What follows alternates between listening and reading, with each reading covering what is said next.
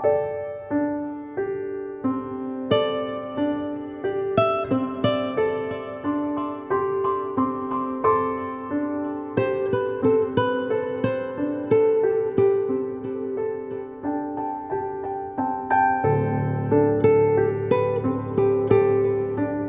Eddie O'Keefe from Chateau Grand Traverse Winery, and I make wine in northern Michigan. In many respects, my father starting the winery up here is kind of like the movie Field of Dreams. It was doubted by everybody, but his belief was just build it and they will come. And in 1974, after researching and all the work that he did, he packed us up basically in a wood-sided station wagon and moved us from the suburbs of Detroit to start a winery in northern Michigan where none existed.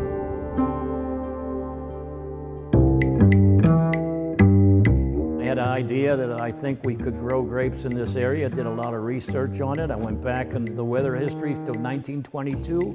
I looked at the snowfall and I made a decision. I had a number of places I looked at, but I liked this place. But if you had to go in here in 1974 when I bought it, and I bought it for pennies, really. The difference was, if you drive into my winery and you look to the right when you come in, there is a sort of a hill that goes up about 30 feet. That's how high the ground was when I got in here on this part of the winery. And I moved 1 million cubic yards into that area to the south, so to say, and I put 900 tons of humus on that. But what I had was the perfect slope. In other words, to be on the 45th parallel, you've got sun 18 hours a day when it counts.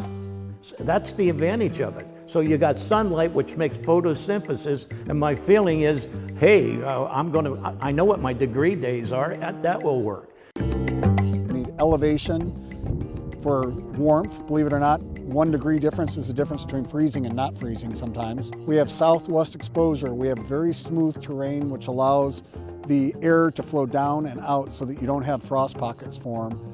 And we also have the water that surrounds this peninsula, which greatly tempers the area. So my father felt when he started this is that if you chose a site very, very carefully, that it could be successful for growing these grapes.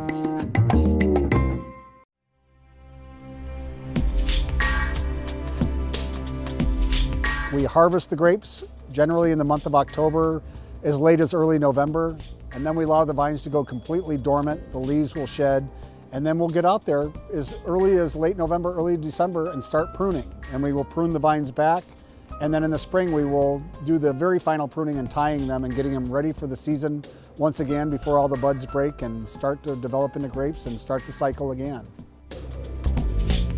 Everybody always thinks that winemaking begins when the grapes are delivered to the winery, but it's our very firm belief, and most fine winemakers believe the same, is that the wine is made in the vineyard. So you grow high quality fruit, and from the high quality fruit, you're able to make very high quality wine. You know, our winery is the oldest winery in the region, commercial winery in the region, and we're 42 years old. And when my father started this vineyard up here, it's not that he just wanted to plant grapes and make wine. He wanted to make grapes, grow grapes and make wine that would compete against the best in the world. There's a lot to it. I mean, you know, I always say beware of anybody that professes to be a wine expert, because if you are, you probably don't know what you're talking about. Unlike a brewmaster and a winemaker has one chance a year to get it right. You have one crop, you can make or break it with that. And so throughout the course of a winemaker's career, you might have 30, maybe 40 attempts in your whole career to make the wine right. We are a farming operation at its core. We have a vineyard manager, and we have all the tractors and staffing and everybody that's involved with bringing the grapes to fruition. We have a winemaking staff, which is a winemaker, a cellar master, a production manager for bringing the wine all the way to fruition again. And we also have a retail store operation and a winery inn. So we are very, very multifaceted. This is not a hobby. This is a real business, and although it provides a wonderful lifestyle and a great place to go to work, you really got to keep your nose to the grindstone and remember that this is a business.